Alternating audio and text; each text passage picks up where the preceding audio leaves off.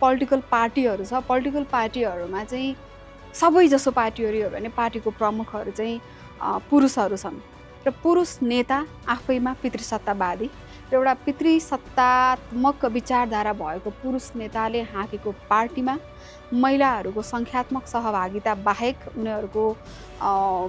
आलोचनात्मक प्रश्न, खबरदारी र उनीहरूका विचारलाई सुन्ने गरिँदैन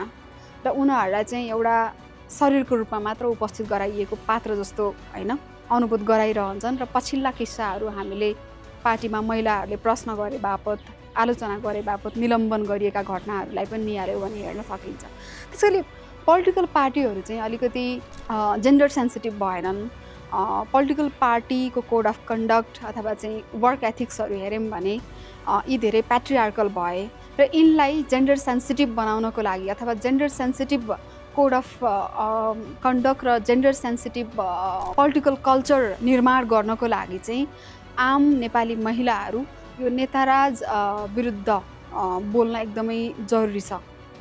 भन्ने लाग्छ।